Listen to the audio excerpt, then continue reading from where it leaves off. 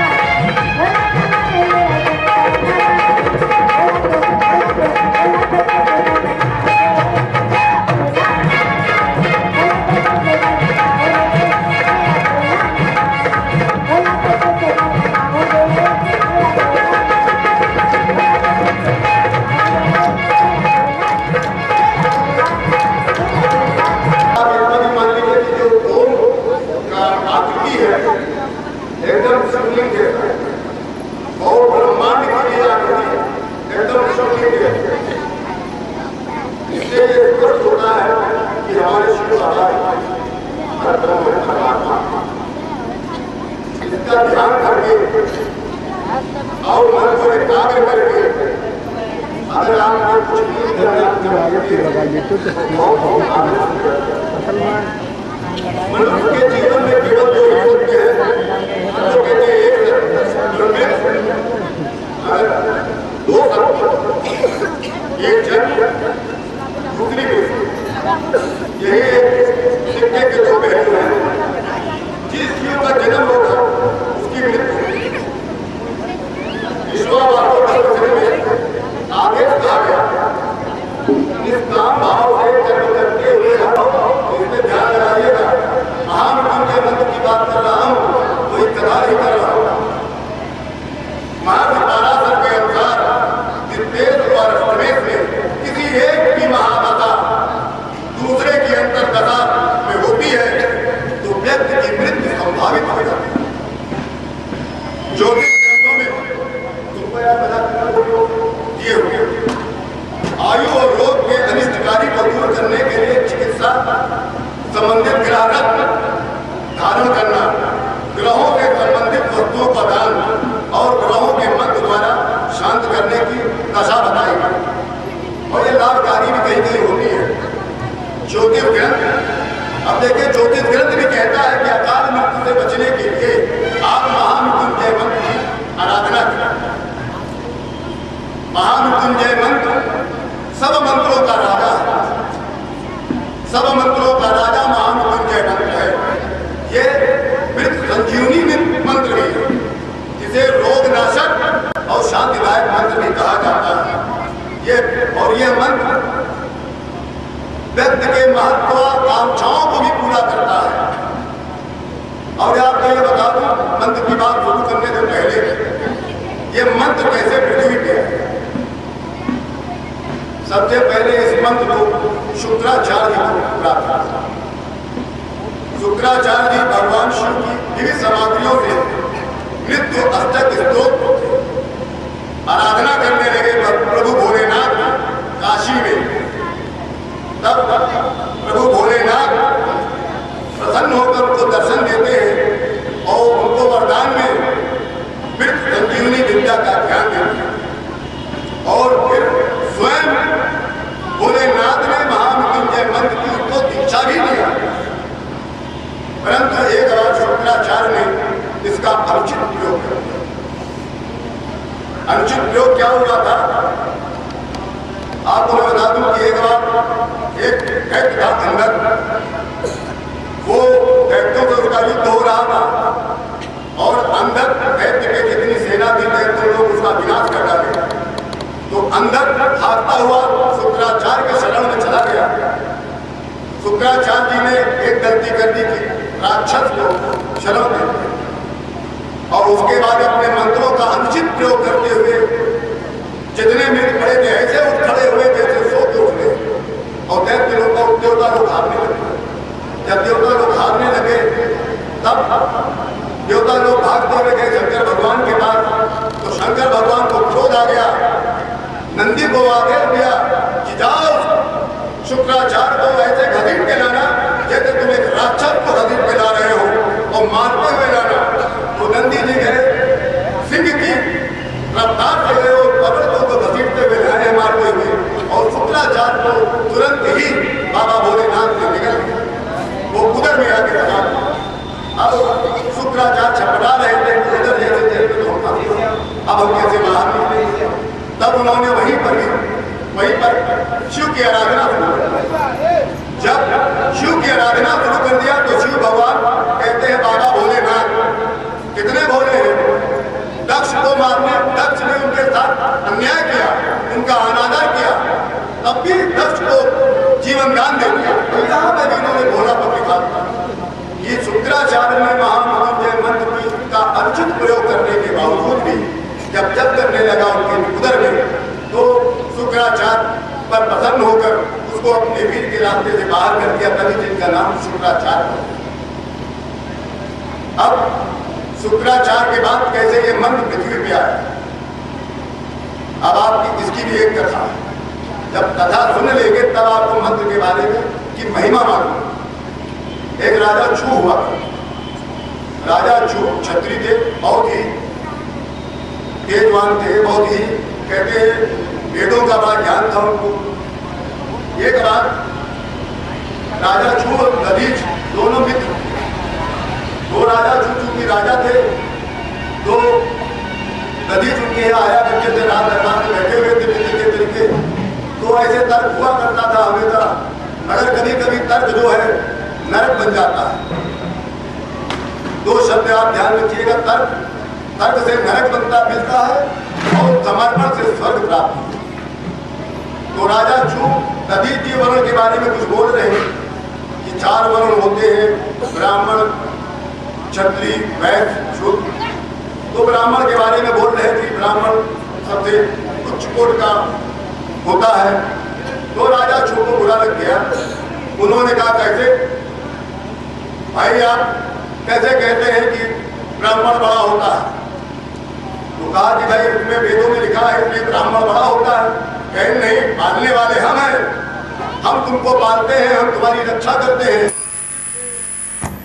तो तर्क होने लग गया।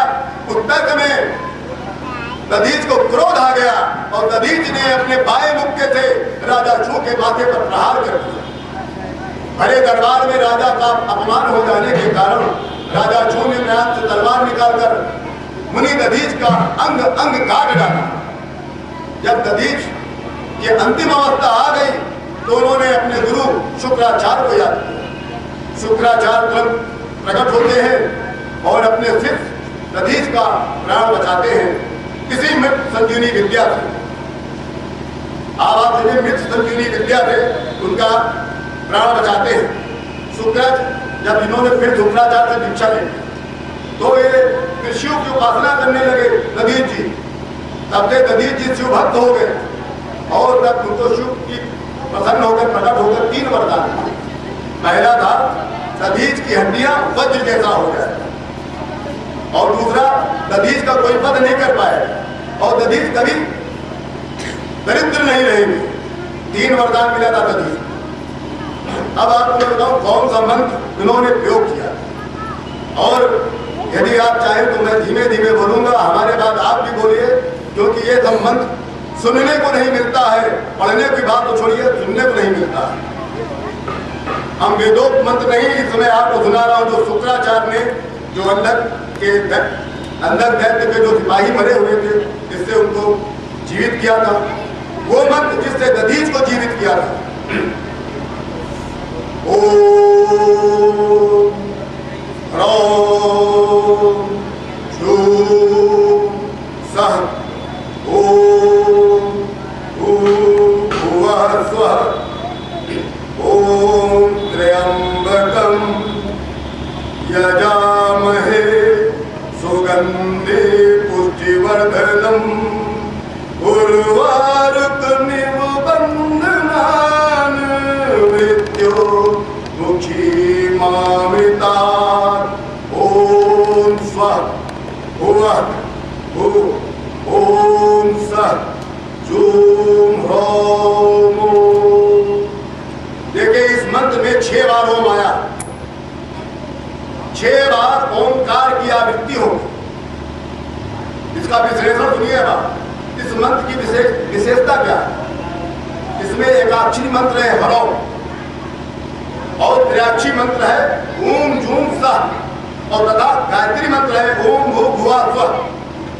और इनका दो का उल्टा सीधा प्रयोग किया। उल्टा सीधा प्रयोग करने के 32 अक्षरों में जब उल्टा सीधा प्रयोग होता है तो ये 52 वर्णों का होता है। इससे क्या मिलता है आपको मालूम है? अकाल मृत्यु हरणम सर्व व्याधि विनाशनम। ये वेद में लिखा हुआ है, अकाल मृत्यु हरणम सर्व व्याधि विनाशनम। यह मंत्र सभी रोगों को दूर करके अकाल मृत्यु को रोकने में पूरा समर्थ है। और अगर आपने सिद्धि प्राप्त कर दी तो मृत्यु को भी आप जीत सकते हैं। वहां यमराज की कोई भी दशा नहीं चलती, शनि भगवान की कोई दशा नहीं चलती, राहु केतु सब शांत पड़ जाते हैं। इस मंत्र के जब यहाँ पे एकाक्षरी मंत्र हो और त्र्याक्षरी मंत्र हो, गायत्री मंत्र का उल्टा सीधा प्रयोग, तो ये मंत्र अपने आप में एक संजीवनी बन जाती है। और अकाल मृत्यु का अर्थ होता है असामयिक। आप इसको भी जानते हैं, अकाल मृत्यु ये जो दुर्घटना ही नहीं होता। इसमें लिखा हुआ है आपके वेद में, अकाल मृत्यु का अर्थ है असामयिक। जीवन शेष रहने पर मृत्युशैया पर पड़े रोगी या दुर्घटना से प्राप्त मृत्यु ही अकाल मृत्यु है। ये वेद की वाणी है शिव जी की। इसलिए इस मंत्र का प्रयोग कई कार्यों में किया जाता है, केवल इसमें नहीं किया जाता। सुन लीजिए, जन्म से जब ग्रह का अशुभ प्रभाव होता है उसको शांत करने, और मन में जब घबराता है बहुत, कोई घटना ऐसी हो जाती जब मन बेचैन हो जाता है, कई चीज रोकने से नहीं रुकता तो ये मन को रोक देता है। दोषारोपण कभी कभी अभ्यस्त का भी भाव आ जाता है तो ये इसको भी दूर कर देता है। और जब वर वधू की शादी होने वाली होती है, जब कुंडली का मिलान होता है उसमें एक नाड़ी दोष आता है। अगर वो सदार्थक भाव आता है तो इसका प्रयोग करना चाहिए। भूत प्रेत बाधा दोनों टुटके में इसको प्रयोग किया जाता है। वृत्त श्राप और सर्प श्राप में तो ये दूर कर देता है, मुकदमे में विजय दिलाता है। और न्यायालय में अगर कोई बंद है, इसमें लिखा है जब न्यायालय में उसको सजाए मौत की सजा सुनाई गई हो तो वो भी छूट जाता है। और शत्रु संहार और शत्रु पीड़ा से भी मुक्ति प्राप्त होता है। महामारी प्राकृतिक प्रकोपों की शांति के लिए किया जाता है। काल सर्प जो सबसे बड़ा खतरनाक होता है, ये दूसरे और सातवें खाने में कुंडली के जब राहु केतु का उल्टा सीधा प्रयोग होता है तभी काल सर्प दोष बनता है। काल सर्प दोष में आपका रुद्राभिषेक भी किया जाता है और महामृत्युंजय मंत्र का अगर 1.25 लाख का जाप होता है तो ये भाग जाता है।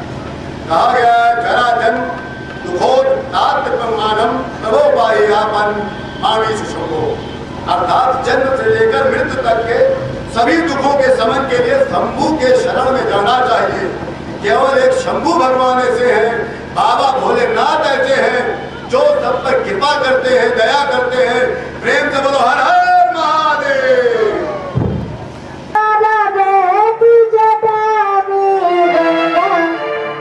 ये जग तेरा नाम जपता,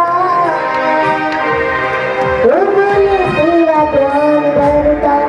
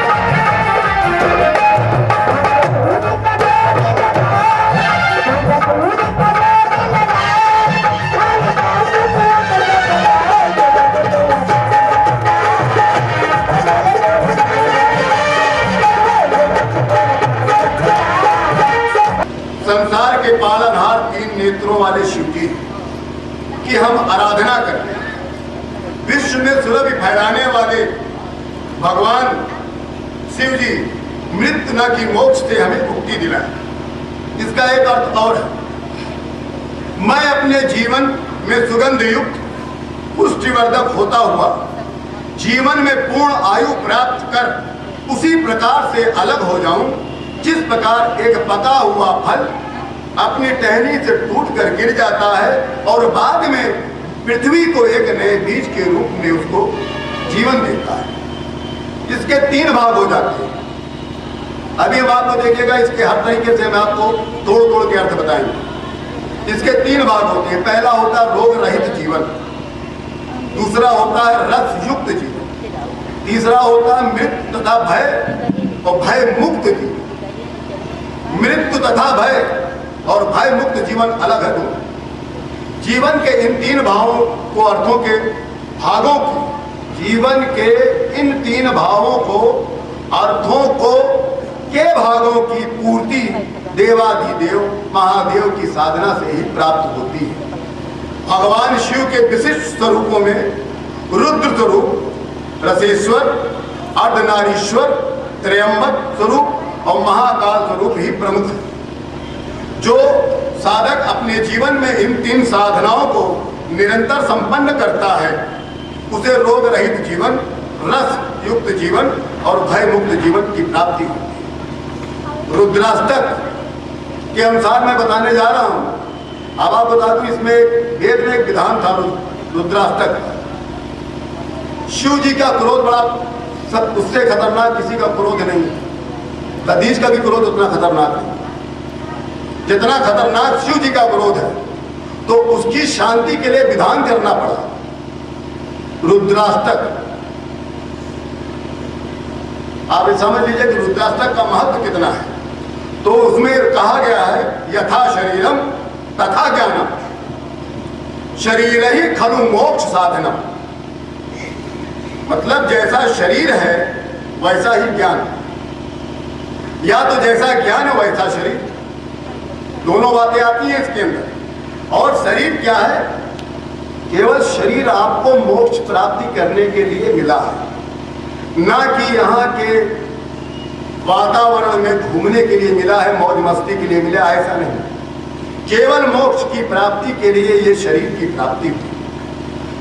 ये आपको मैं सत्य बता दूं, केवल हम मानते हैं वेदों को, अपने पुराणों को, अपने उपनिषदों को, अपने महंतों को, अपने उच्च कोटि के ब्राह्मणों को। जो ये बड़े लोग बोलते हैं ये उपदेश हो जाता है, ये शिक्षा हो जाती है, यही ब्रह्मा की लकीर हो जाती है। बहुत से लोग आते हैं अपनी अपनी बात कर जाते हैं, वो नहीं होते। मगर शिव स्वयं जहां बोलते हैं वो वेद हो जाता है। वेद कैसे लिख दिया? शिव बोलने लगे और वेद लिखने लगा, व्यास जी लिखने लगे, वही वेद हो गया।